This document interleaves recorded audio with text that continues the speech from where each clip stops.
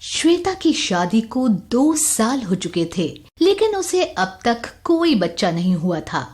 श्वेता के परिवार में उसका पति रितेश, सास कमला, ससुर पवन और देवर रोहन रहा करते थे। रितेश और रोहन का बहुत बड़ा बिजनेस था।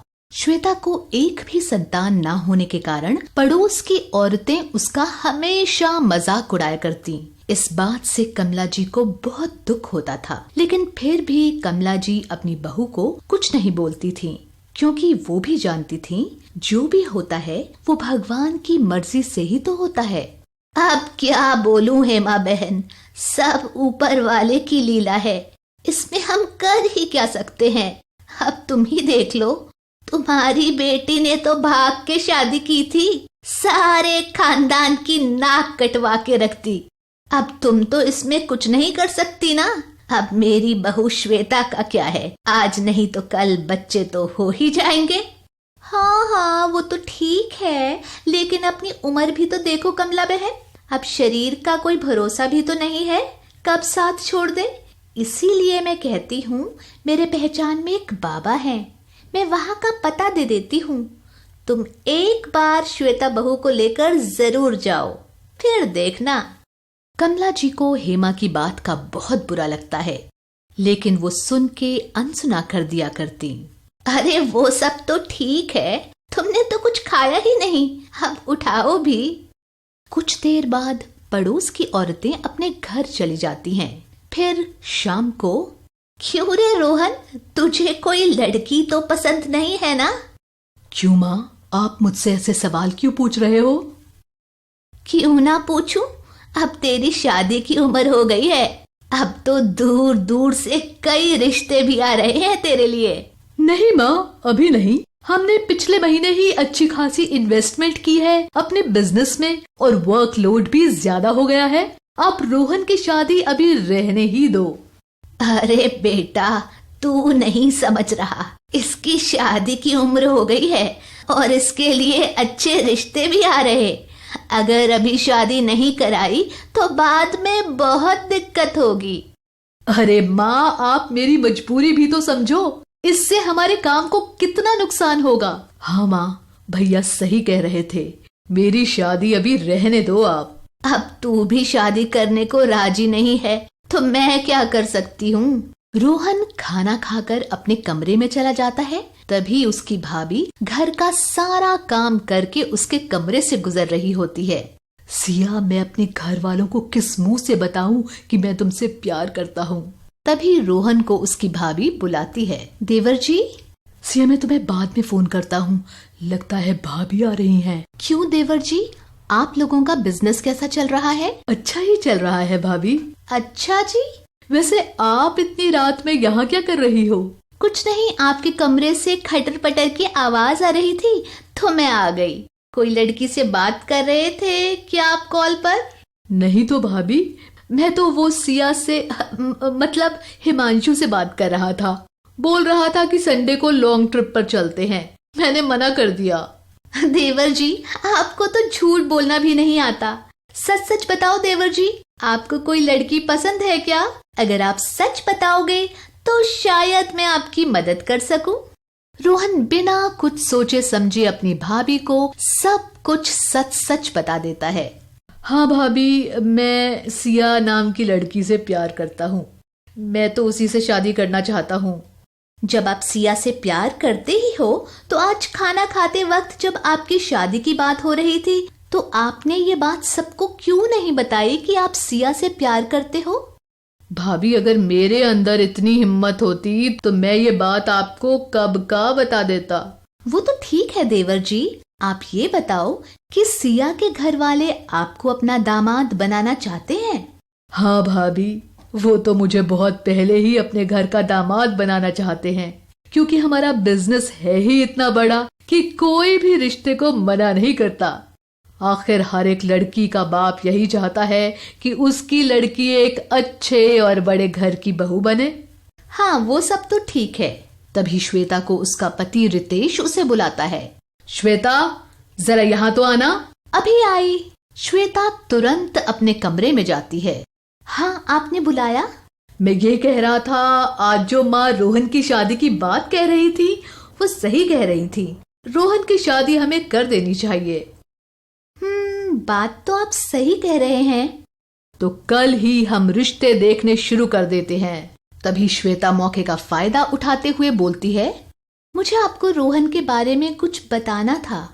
हाँ हाँ बोलो, क्या बात है? रोहन एक सिया नाम की लड़की से प्यार करता है और वो दोनों लव मैरिज करना चाहते हैं। क्या रोहन लव मैरिज करना चाहता है? हाँ, ये बात देवर जी ने मुझे आज बताई। क्या नाम बताया? सिया। तो सिया के घर वाले तैयार हैं रोहन को अपना दामाद बनाने के लिए? हाँ, वो तो कब के तैयार है। रोहन आपके डर से ये बात आप सभी को नहीं बता पा रहे थे, इसीलिए ये बात मुझे बतानी पड़ी। तो ठीक है, हम कल ही रोहन के रिश्ते के लिए कल सिया के घर चलेंगे और ये बात माँ को भी बता देना। जी, आप जैसा कहो। श्वेता भी मन ही मन खुश हो रही थी क्योंकि अब उसकी जिम्मेदारियां कम जो होने वाली थी। पर कौन जानता था कि यही सिया श्वेता पर भारी पड़ने वाली है। फिर दूसरे दिन सभी सिया के घर शादी की बात करने जाते हैं। नमस्कार सुबोध जी। हाँ जी, नमस्कार नमस्कार। हम तो आप लोगों का कब से इंतजार कर रहे थे। आखिर आप लोग आज आ ही गए। बैठो बैठो रितेश बाबू। फिर सभी परिवार वाले मिलकर शादी की बात करते हैं और एक शादी की डेट फाइनल करके सिया और रोहन की शादी कर देते हैं। फिर एक सुबह, अरे श्वेता बहू, नाश्ता तैयार हुआ कि नहीं? मम्मी जी, बस 10 मिनट में ला रही हूँ। देखा ना मम्मी आपने, भाभी को पता है कि मेरे और भैया के ऑफिस जाने का टाइम हो गया है, लेकिन अभी तक भाभी ने नाश्ता तैयार ही नहीं किया। उम्र में तुमसे बड़ी है, थोड़ा तो तमीज से बात कर लिया करो। और वो क्यों ऐसा जानबूझ के ऐसा करेगी? अब तेरी भी शादी हो गई है, तेरी बीवी को भी तो इसका ख्याल होना चाहिए। देखो रोहन, श्वेता इस घर की बड़ी बहू है और तुझे इसके बारे में ऐसा नहीं बोलना चाहिए। तुम मुझसे छोटे हो और तेवर भी हो, इसीलिए तुम्हें उसकी रिस्पेक्ट करनी चाहिए। चलो, मुझे तो भाभी की रिस्पेक्ट करनी चाहिए, लेकिन भाभी को भी तो टाइम का पता होना चाहिए। देवर जी, अगर आपको इतना ही टाइम पर नाश्ता चाहिए तो अपनी बीवी को क्यों नहीं कहते? सुबह का नाश्ता तो आप ही बनाती हो ना भाभी, वरना सिया ऐसा खाना बनाती है ना कि आपकी जरूरत ही नहीं पड़ेगी। इतने सालों से तो आप भाभी के हाथ का ही खाना खा रहे हो ना, आज बीवी आ गई तो उसके हाथ का खाना अच्छा लगने लगा। देखो रोहन, तुम ऐसे अपनी भाभी से बात मत करो, तुम्हें शोभा नहीं देता। मेरे पास ना ऐसी फालतू बातों का टाइम नहीं है। भैया, मैं चलता हूँ साइट पर, आप दूसरी गाड़ी से आ जाना, मैं तो चला। ये बोलकर रोहन गुस्से में वहाँ से चला जाता है। मम्मी, मुझे ऐसा क्यों लग रहा है कि हम दोनों भाइयों को अपनी रसोई अलग अलग कर देनी चाहिए। अरे ऐसा क्यों कह रहा है तू?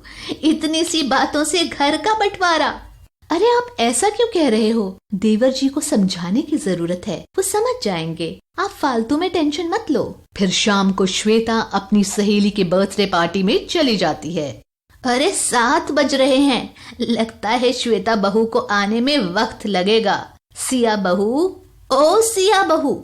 सिया अपनी सास की आवाज सुनकर दौड़ी चली आती है। जी माँ जी, आपने मुझे बुलाया? हाँ बेटा, वो मैं ये कह रही थी कि आज रात का खाना तुझे ही बनाना है। क्यों, आपकी श्वेता बहू कहाँ है? बेटा, वो अपनी सहेली के बर्थडे पार्टी में गई है, उसे वक्त लगेगा आने में। तो उसमें मैं क्या करूं?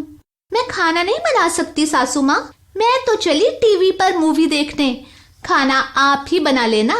कुछ देर बाद रितेश और रोहन ऑफिस से घर आते हैं। माँ, भाभी से कह दो कि खाना लगा दे, मैं मुंह हाथ धो के आ रहा। खाना तो आज नहीं बना है बेटा। खाना नहीं बना मतलब? भाभी ने आज खाना नहीं बनाया? नहीं बेटा, वो आज तेरी भाभी अपने दोस्त की बर्थडे पार्टी में गई हुई थी, तो उसने आज खाना नहीं बनाया। आज तुझे बाहर से ही खाना मंगवाना होगा। रोहन अपने भाभी के कमरे में जाता है। भाभी, आपने आज खाना क्यों नहीं बनाया? आपको सासू माँ ने नहीं बताया? मैं अपनी फ्रेंड की पार्टी में गई थी, इसीलिए खाना नहीं बना पाई। आखिर सिया भी तो घर में थी, वो भी तो खाना बना सकती थी। देखो भाभी, मैं आपसे बहस नहीं करना चाहता। इतना कहकर रोहन वहाँ से चला जाता है। सिया के कारण रोहन और रितेश के बीच नोक झोंक शुरू हो चुकी थी।